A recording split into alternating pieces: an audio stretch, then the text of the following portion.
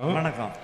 இந்த சுகர் வந்து இந்த காலில் இருந்தால் இந்த வீக்கம் இந்த கால் குத்தம் இருக்குன்னு சொல்கிறாங்க சில பேர். அதுக்கு என்ன சாப்பிட்டா சரியாகுங்க? அதை கொஞ்சம் நீங்கள் சொல்லுங்கன்னா கொஞ்சம் எல்லாருக்குமே நல்லதாக இருக்கும். நன்றிங்க. நல்ல கேள்வி கேட்டார். சுகர் வந்திருக்கு, கால் குத்துதா உங்களுக்கா வீட்டில் உள்ளவங்களுக்கா? ஆமாங்க ஐயா, அப்பாவுக்குங்க. ஏன்னா டைப் 1 டயபிட்டிஸே நிறையா சின்ன பிள்ளைகளுக்கே இருக்குது. பிறந்த பிள்ளையிலேருந்து 10 வயசு வரைக்குமே டைப் 1 டயபிட்டிஸ் நிறையா இருக்குது. அதுக்காக கேட்டேன். சர்க்கரை வியாதி இருக்குது, அதுக்கு என்ன சாப்பிட்டா சரின்னு கேட்டாங்க. அதுக்கு என்ன சாப்பிடாட்டிய சரியாகுங்கிற சொல்கிறது தான் நான். அப்படின்னா தீட்டின அரிசியை சாப்பிட ஆரம்பித்தவுடன் உங்களுக்கு பிரச்சனை குறையும். இந்த ஆர்கனோக்ளோரின் ஆர்கனோபாஸ்பேட் பற்றி பூச்சி செல்வம் சொன்னாங்க இல்லையா, ஒன் அமங் தி ஃபேக்டர், அது ஒரு ஃபேக்டர். ஸ்ட்ரெஸ்ஃபுல்லாக இருக்கீங்க இல்லையா, அதுவும் சர்க்கரையை வளர்க்கும். ஆனால் உங்களது வாய் வழியாக நீங்கள் ஒரு நாளைக்கு காலையில் ஏந்திரிச்சதுலேருந்து ராத்திரி தூங்குற வரைக்கும் நம்ம சாப்பிட்றோம் இல்லையா, அதில் அரிசியின் பங்கு எவ்வளவு இருக்கும்? The contribution of your rice on your dining table per day எவ்வளோ இருக்கும்? 80%. சரியாக சொல்லியிருக்கு அந்த பிள்ளை, கை தட்டலாம். உங்கள் டைனிங் டேபிளில் 80% அரிசி தான் ஆக்கிரமிக்குது. அந்த அரிசி தீட்டினதா உங்கள் தகப்பனார் சாப்பிட்றது, தீட்டாததா? தீட்டினது தான் ஏன் சாப்பிட்றாங்க? மிக இது அதை மாற்றினோடனே அவருக்கு என்டையர் சிஸ்டம் மாறும். இது ஒன்று, இதுதான் மேஜர் ரோல். மைனர் ரோலில் ஒன்று சொல்கிறேன், தெரிஞ்சுக்கங்க.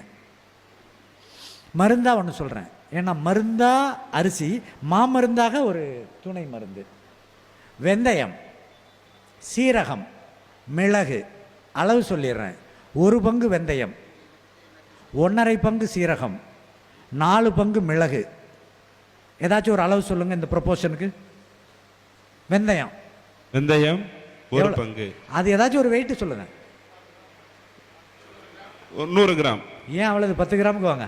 ஓகே, 50 கிராம் சொல்லிடுறேன். 10 கிராம் வெந்தயம். 10 கிராம் வெந்தயம். அடுத்தது சீரகம் எவ்வளவு? 30 கிராம். என்ன கேள்வி கேட்டீங்க, நான் பதில் சொல்லிட்டேன். விழிப்போடு இருக்கணும். அதுதான் வள்ளலார் சொல்கிறார், விழித்திரு, பசித்திரு, தனித்திருங்கிறாரு. உங்களுக்கு தானே நான் சொல்கிறேன். நீங்கள் படு அலாட்டாக இருக்கணும்ல. உங்கள் அப்பா சம்மந்தப்பட்டது, அப்பாவை காவந்து பண்ணணும். அப்படியே ஐம்புலன்னு என்ன நோக்கி இருக்கணும். சரிங்க ஐயா. 1 பங்கு வெந்தயம், 1.5 பங்கு சீரகம், 4 பங்கு மிளகு. 1 பங்கு என்பது 10 கிராம். அடுத்தது சீரகம் எவ்வளவு? 15 கிராம். சிறப்பு. அடுத்தது மிளகு எவ்வளவு? பயந்துட்டாரு, வாத்தியார் மாதிரி ஒரு திட்டம். 40 கிராமுங்க. நான் வாத்தியார்ல, உங்கள் சகோதரன் தான். 40 கிராம். அவ்வளோதான். 1, 1.5, 4 என்ன கணக்கில் வேணாலும் எடுத்துக்கங்க. அதை ரோஸ்ட் பண்ணுங்கள் தனித்தனியாக, அதை பவுட்ரு பண்ணுங்கள், 3ஐயும் கலந்துருங்க. ஒரு டப்பாவில் வச்சுங்க. சக்கரை வியாதி மாத்திரன்னு பெட் ஃபார்மிங்க எத்தனை முழுங்குறோம், அந்த கருமத்தையே முழுங்குறோம்ல. அதோடைய கான்சிக்வன்சஸ் என்னன்னு தெரியாது. சர்வத்துக்கும் கேன்சருக்கு முக்கிய காரணம் அது. என்னால் எங்கே வேணாலும் நான் அதை தெளிவாக பேச முடியும். அனைத்து வியாதிக்கு மூல காரணம் இந்த 3ஐயும் கலந்து வச்சுக்கிட்டு டெய்லி 1 ஸ்பூன் 2 ஸ்பூன் சாப்பிடுங்க. இது எப்படி சார் சாப்பிட்றது? உரைக்கும். மிளகு கூட இருக்குல்ல, வாயில் போட்டிங்கன்னா புறையேறி போயிடும்.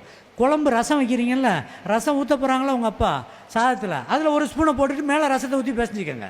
எதுலையாச்சும் மிக்ஸ் பண்ணுங்கள், தண்ணியில் கலக்கியாச்சும் குடிக்க வைங்க. ஆனந்தமான ஒரு விஷயம். இந்த மருந்து யார் மருந்து தெரியுமா? சொல்லுங்க ஐயா. சித்தர் மருந்து கிடையாது, பெருஞ்சித்தர் வள்ளலார் ராமலிங்க அடிகளார் மருந்து. அரிசி நான் சொன்னது, மருந்து வள்ளலார் சொன்னது. நன்றி. நன்றி ஐயா.